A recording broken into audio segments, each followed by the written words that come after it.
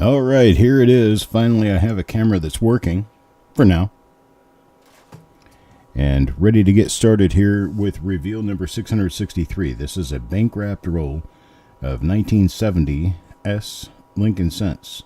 All kinds of implications and possibilities here. However, we don't know about them on the reverse because there doesn't seem to be much of anything on the reverse of 1970 S cents.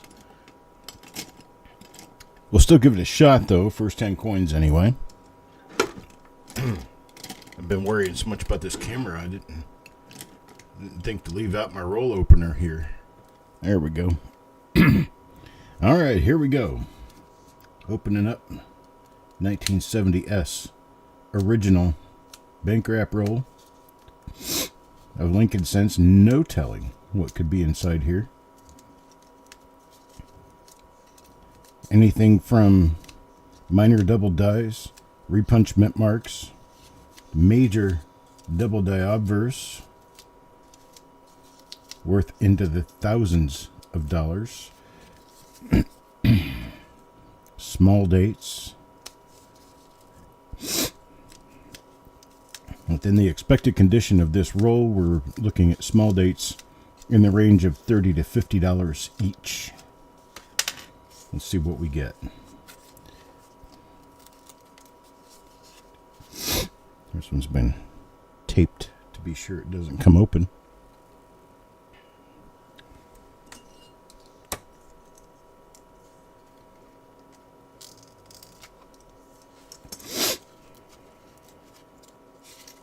Well, come on, roll.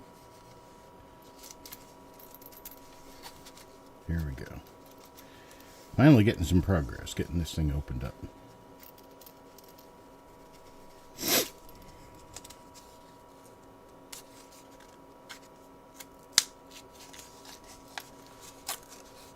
Well, it's taped on both sides.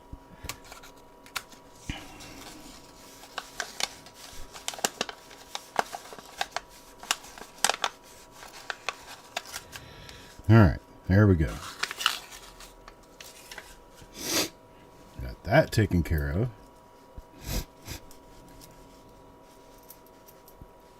Coin number 1, Paul Hampton. Let's see what Paul gets. Oh, these are not S-mint. What? Nope.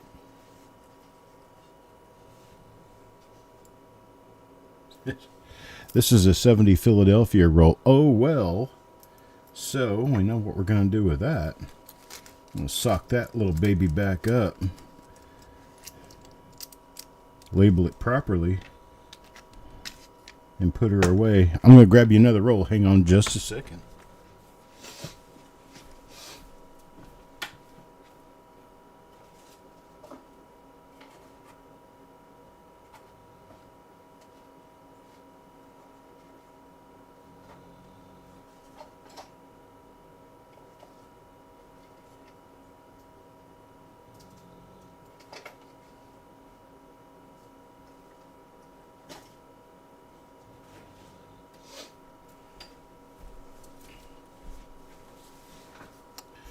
I don't generally have a lot in the way of 70S. I do happen to have another one here. This one is marked as a 1970S roll, and it is machine wrapped. So we're going to open this one up and see where we can get with it. That last one, not 70S.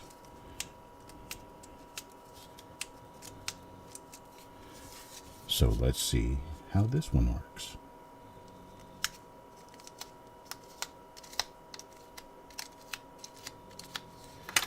Could be one of the more exciting rolls we have ever opened up. Could also be one of the least exciting. It's generally how 70S turns out. They're either really good or they're just not. Let's see if this is 70S indeed. It is. So, first end of the roll to Paul Hampton.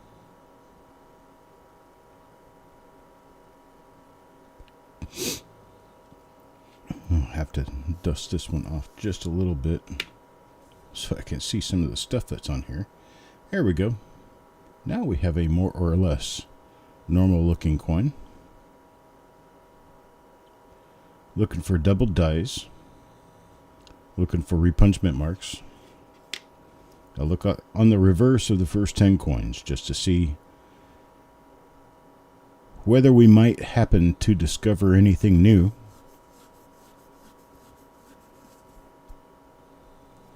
And no, not there. All right, here we go. Coin number 2. Hello, Eric. Good day, sir. Farm Dog comes up next.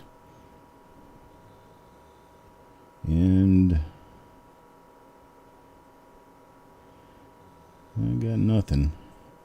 Nothing on that coin that I can see.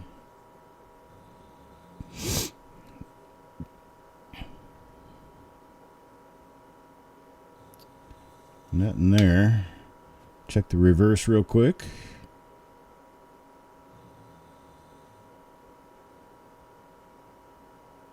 Not seeing anything. All right. So, coin number 3 in the roll goes to Stan. And Stan the Man gets this 1970S.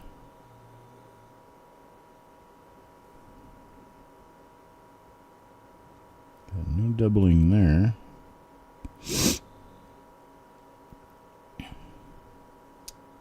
Nothing I'm seeing there. Let's check the reverse here. Check.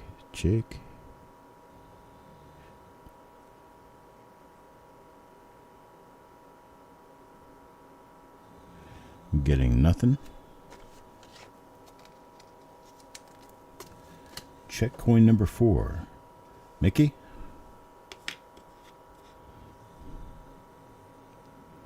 Well, these coins have turned a little bit. But it's not going to keep them from being double dies or repunchment marks. In case that should happen.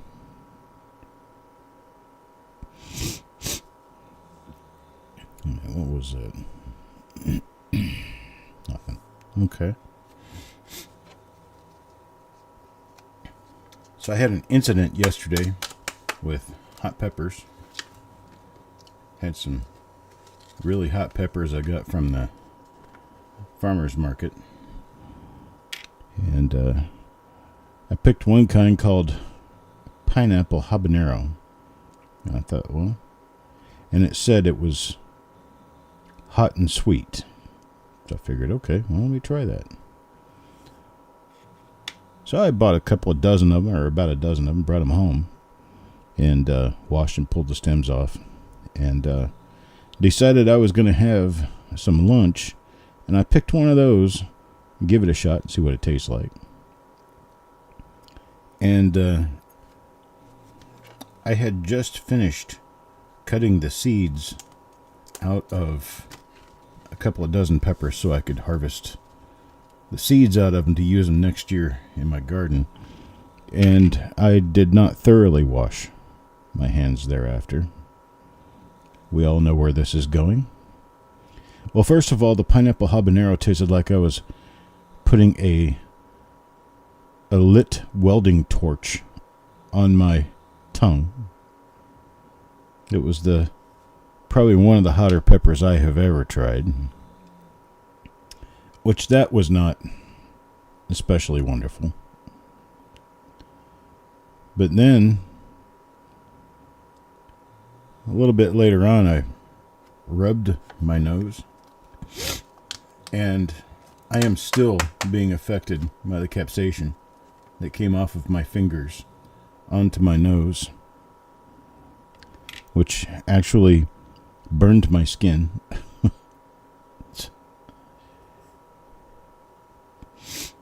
And, well, my nose is still just a little runny from the whole thing.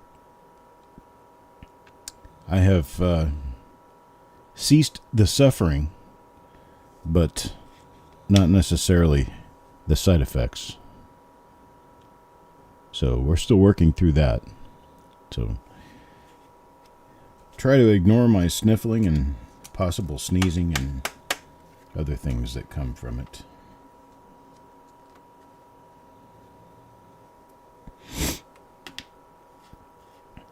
Chubby Pop Chaser. Man, this roll is less than 100% desirable, I'm going to say. They are uncirculated. They are not pretty. Number 9, Pole S. Looking for a double die. Looking for a, perhaps, maybe, a small date. Have found not one thing yet.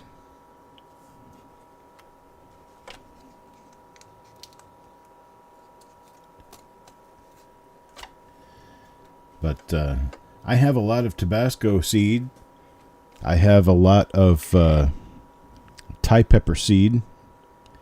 And I have a lot of cayenne seed.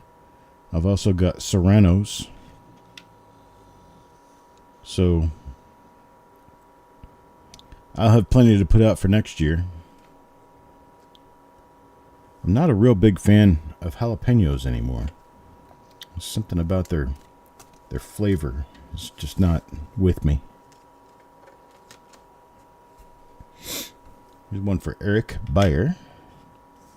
And Eric gets, looks like also a nothing. I'm watching for all the little things that you're supposed to watch for a 1970S and haven't found anything so far. Still looking.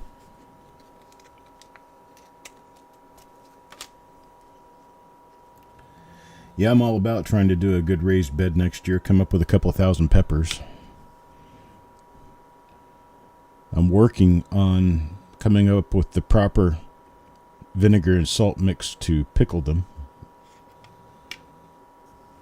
I had a jar of pickled hot peppers, pickled cayennes that I bought at the farmer's market yesterday. I'd give them away if I knew who to give them to. Tried them and the mixture just was not right at all. Had way too much sugar in it. And, well, sugary hot peppers just don't taste good. If anything, I prefer my hot peppers to be salty. Nothing in that one. Now for Sureg.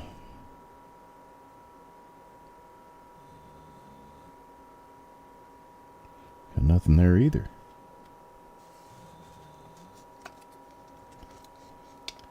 Oh, I like hot peppers and they don't bother me. Yeah, generally the whole hot pepper thing happens when I get the capsaicin underneath my fingernails or thumbnail and can't wash it out and it just keeps burning. But yeah, going down the pie hole, they're fine.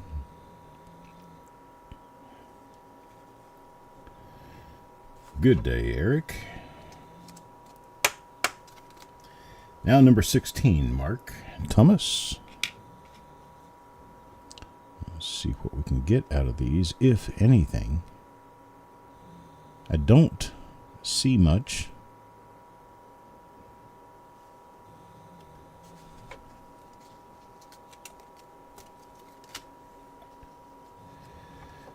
Onion, pepper, garlic combo when you pickle.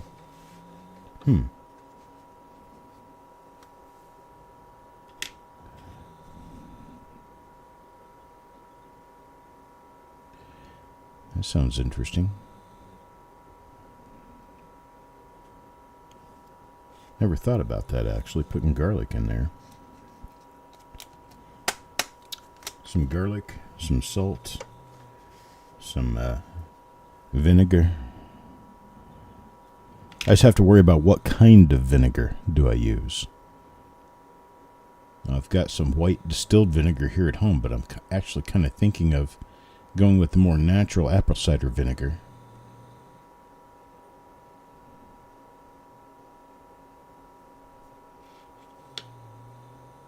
A quarter of a large cent?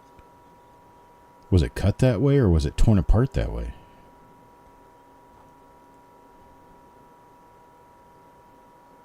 So it took a large cent and cut it into quarters to make change? I wonder where in American history you'd ever use a quarter of a cent for change. 19. DC. Not the prettiest roll in the world, I'm going to give you that much. Still looking in here to see if we run into anything of any better collectible value. Cut that way, huh? Interesting. Chubby Pop Chaser. Yeah, it'd be the only reason to cut coins back then, I would think. It'll give you a quarter of a penny. I guess it was later on they actually came out with milk coins. A thousandth of a penny they could give you for sales tax and receipt of sales tax for purchases that were very small. 2 cent and 5 cent purchases. They want to be able to give change back in your sales tax. And so they did. Missouri had mills from the teens up until the 40s, 50s.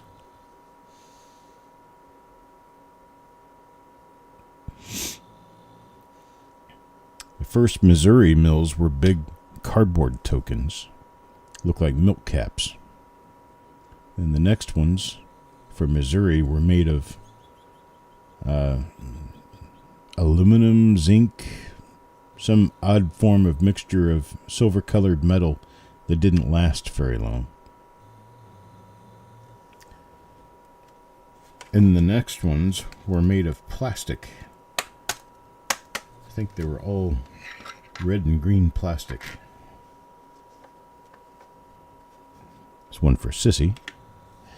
Let's see what we get for Sissy.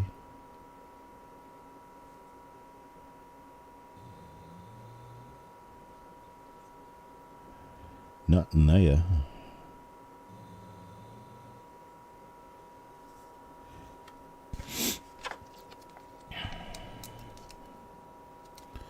White with a little rice wine vinegar and sesame oil.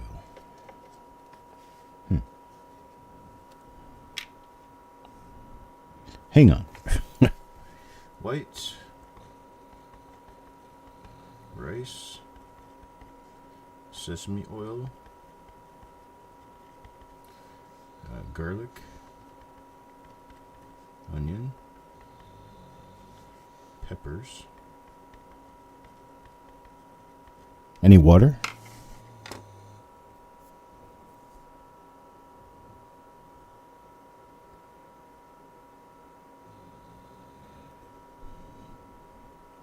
Because I understand you bring your contents to a boil and then you pour it into the jar with your peppers.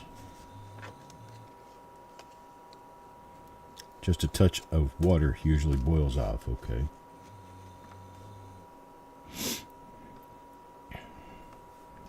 All right, 25. Going to Stan. Stan the man.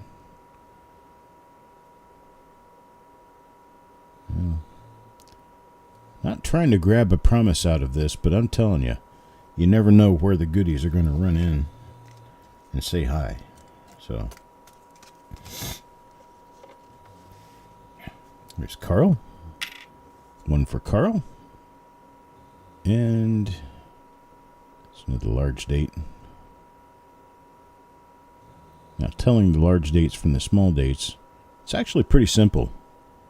A lot of people make it more difficult than it needs to be. Basically, if the top of the 0 comes up higher than the top of the 7, you got a large date. That right there. So if you draw the 7 straight across, the top of the 0 comes up higher than the top of the 7. That's a large date. Don't really need any more than that. That's enough right there to tell you for sure that you've got a large date coin.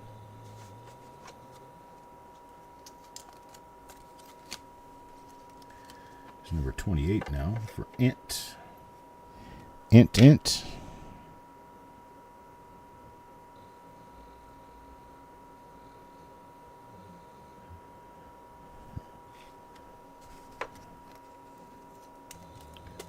Well, at least my camera's still working. Number 29. This one goes to Stonecutter.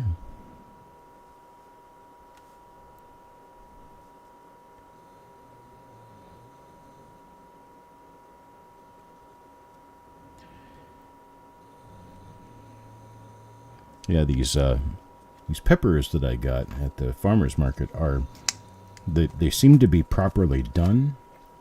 I just used the wrong flavoring. Way too much sugar. They have a sweet taste, and I don't want my hot peppers to taste sweet. I want them to taste kind of almost salty. Really, I just want them to be pickled. Just typical pickling. I don't want to have a bunch of other stuff. Number 31 now goes to Mickey. Yeah, it's another normal 70S. Large date. A lot of toning color on these, but from a distance it looks kind of dull. Taco John.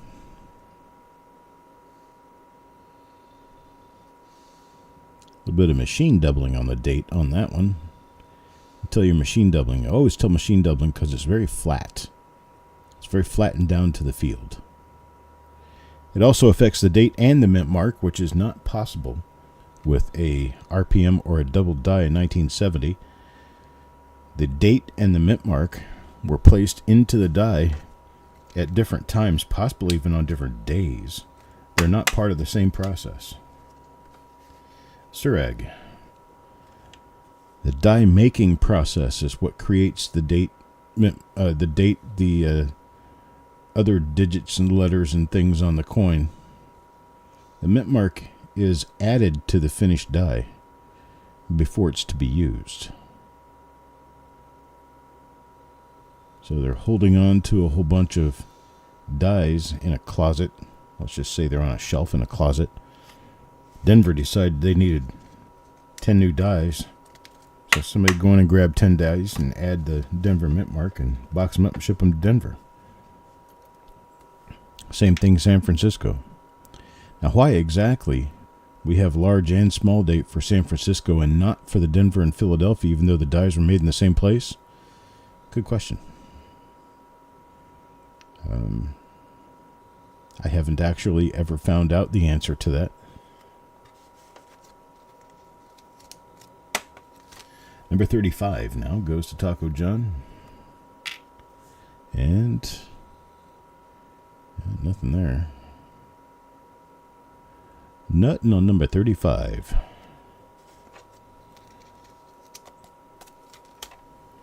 Number 36.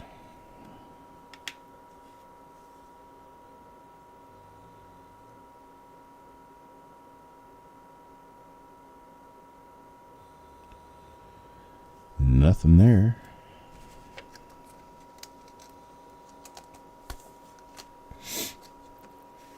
Number 37, Chubby Pop Chaser.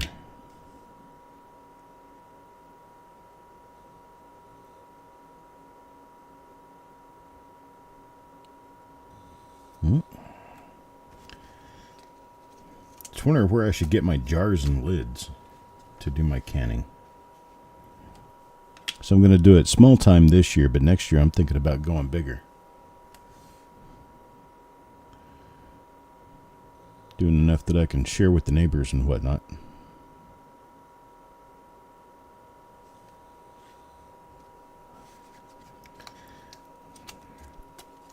Not going to be a whole lot of people interested because I like doing the hot peppers.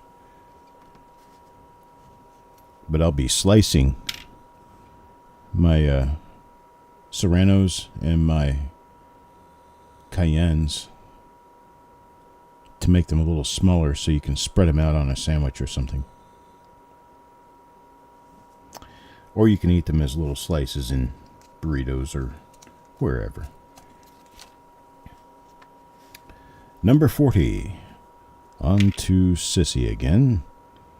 And nothing of any importance so far in this roll.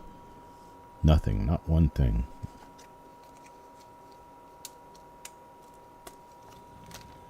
Well, they could. They could easily. I mean, there was no rule and no machinery involved in striking mint marks into dies. So anything goes. Anything could happen. The hammer could simply bounce. It's not like you're actually hitting the hammer or hitting the hammer onto the die, onto the punch more than once. It'd be just one hit is all it takes. If you're not grabbing it nice and sturdy, it's going to bounce. When it bounces, it can make other marks.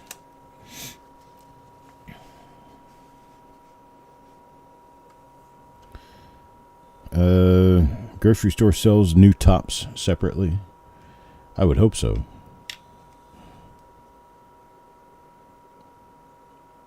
And I'm guessing you should always use new tops each time. Boil them in water also. Getting contaminants off of them before you start using them. Wash the jars and the tops. Maybe in the dishwasher, I don't know.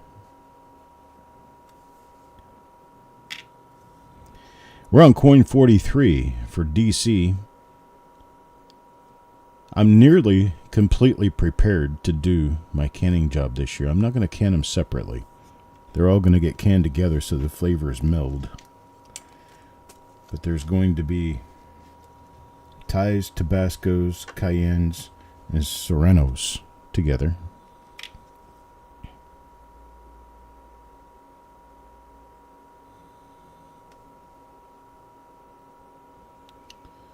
YouTube has a lot of canning videos. I'll probably do that.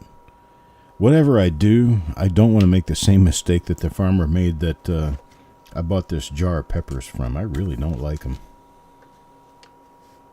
I took one out and tried to eat it, and it was so vinegary, acidic. It was almost like isopropyl alcohol. I mean, it had a weird taste. Not very good. I want to go with something that's a mild pickling. I don't want something that's heavily pickled. That's why I'm thinking about adding a little bit more water to it. Water it down just a little bit. That might keep the strength of the vinegar down just a little bit. That's my thought anyway. At least what I'd like to do.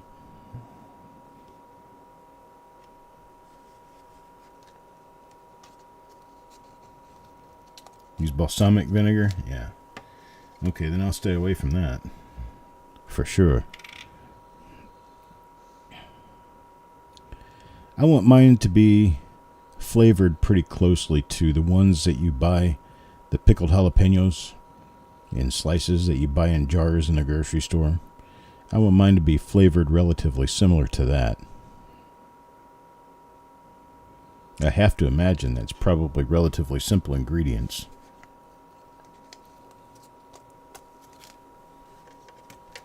There's 48 from Mickey.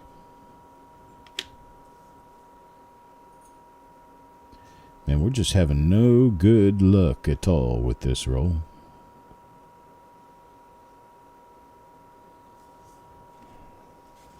We're going to be doing a 1983 original roll next. That'll be our last roll for the week. Working on picking out this coming week's rolls.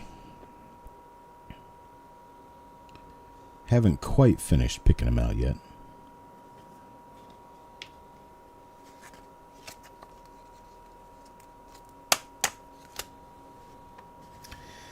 And number 50. Ent, last coin in the roll.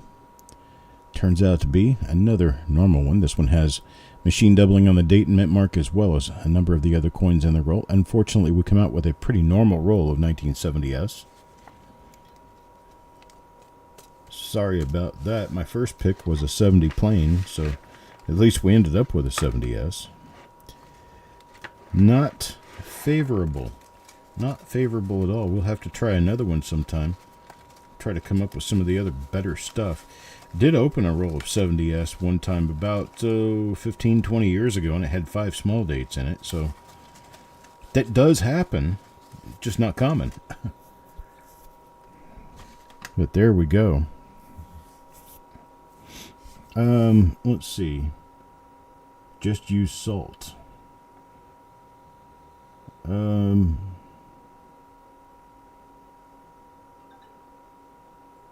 No, I didn't. Hello, Mama Shu.